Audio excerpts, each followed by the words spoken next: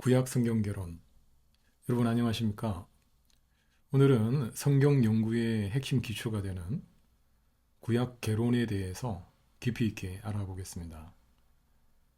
이 시간을 통해서 구약 성경의 역사적 배경과 신학적 의미를 함께 탐구하며 성경을 더 깊이 이해할 수 있는 통찰력을 얻게 될 것입니다.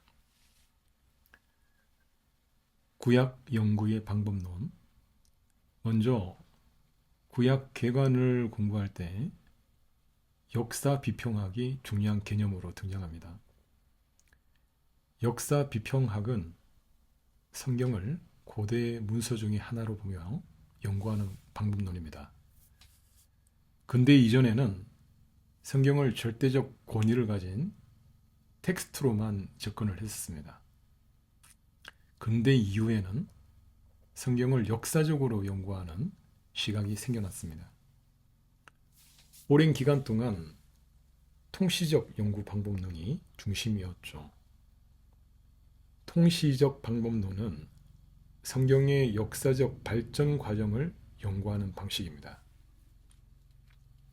하지만 이후 최종 본문 중심 연구가 시작되었고, 이제는 통시적 방법론과 공시적 방법론이 구분되어서 연구가 이루어지고 있습니다.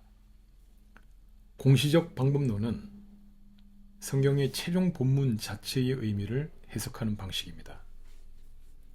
이렇게 성경의 권위를 더욱 존중하는 방향으로 변화해 왔습니다. 근데 여러분, 구약을 공부하는 것이 왜 어려울까요? 구약의 내용은 역사적으로 기록되지 않은 기억과 또 전성에서 비롯된 부분이 많기 때문입니다.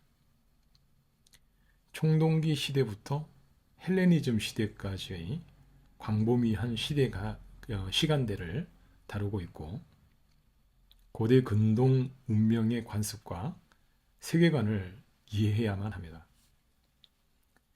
예를 들어서 블레셋과의 전투에서 이스라엘이 열세였던 이유를 이해하려면 당시 무기 체계의 차이점을 알아야 되는데, 블레셋은 철기 무기를, 이스라엘은 청동기 무기를 주로 사용했었죠. 이런 역사적 배경이 성경 이해에 큰 도움이 됩니다. 두 번째, 이스라엘의 역사와 문명. 이제 이스라엘의 역사적 변천 과정을 살펴보겠습니다. 이스라엘 왕국의 흥망성쇠는 구약 이해의 핵심 축입니다. 고대 이스라엘의 무기체계는 다른 국가들과 차이를 보였습니다. 특히 솔로몬 시대에는 철병거를 사용하며 강력한 국가로 성장했습니다. 솔로몬의 철병거 부대는 당시 최첨단 군사력으로 이스라엘이 지역 강국으로 부상하는 데 결정적 역할을 했습니다. 하지만 결국 이스라엘은 북이스라엘과 남유다로 분열되었습니다. 북이스라엘은 BC 722년 아수르에 의해서 멸망했고, 이후 남유다도 BC 586년 바벨론에 의해서 정복되었죠. 구약 시대의 이스라엘 역사는 여러 제국의 지배를 받으면서 변화해 왔습니다.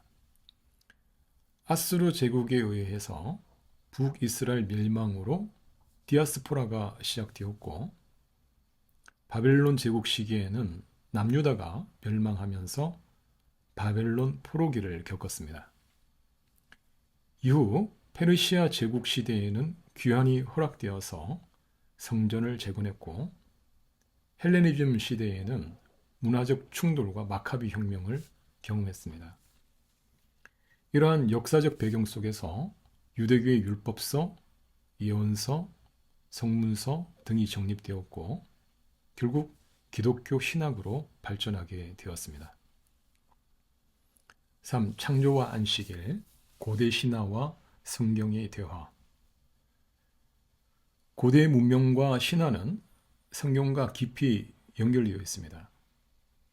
그리스 로마 신화와 메소포타미아 문명이 상호 영향을 주고받았으며 헬레니즘 시대에도 이러한 문화적 교류가 계속되었습니다.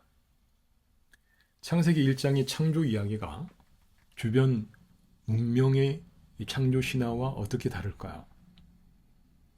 메소포타미아의 창조 신화인 에누마 엘리시에서는 신들 간의 갈등과 싸움에서 세계가 창조되었다고 보았고, 이집트에서는 여러 지역별로 창조신 개념이 있었습니다. 반면에 성경의 창조 이야기는 당대 다신교 문화에 대한 신학적 도전이었습니다.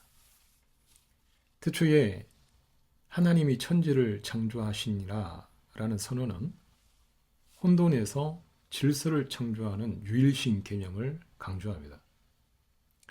하나님이 유일한 창조주이심을 선언하며 다른 고대 신화들이 주장하는 신들의 창조 개념과도 본질적으로 다른 것이죠.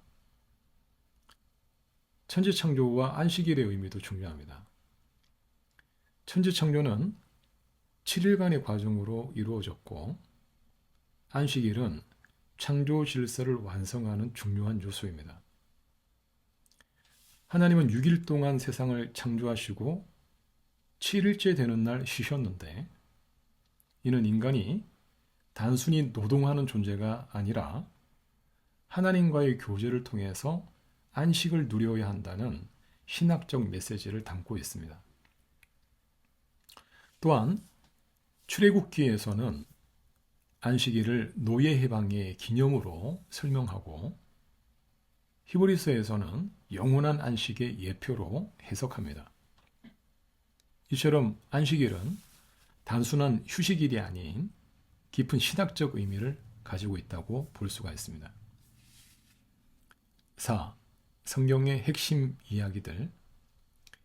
이제 구약의 핵심 이야기들을 살펴보겠는데요.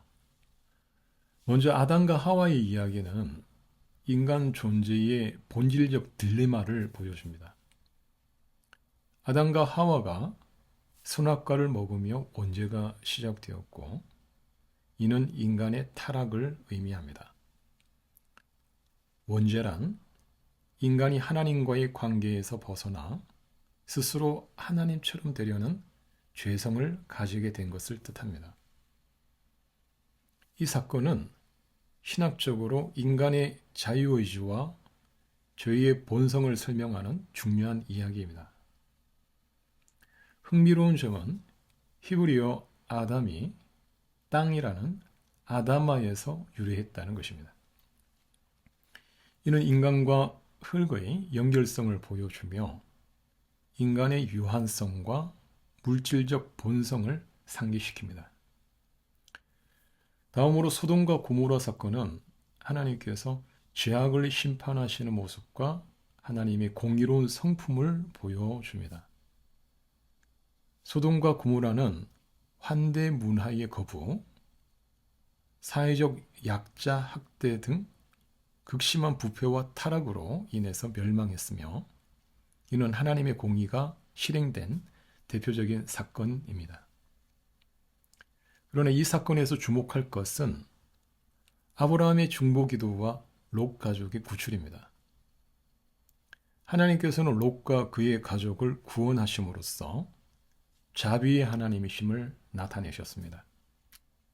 이 이야기는 현대 사회에서도 사회적 정의와 공동체 책임에 대한 중요한 교훈을 줍니다.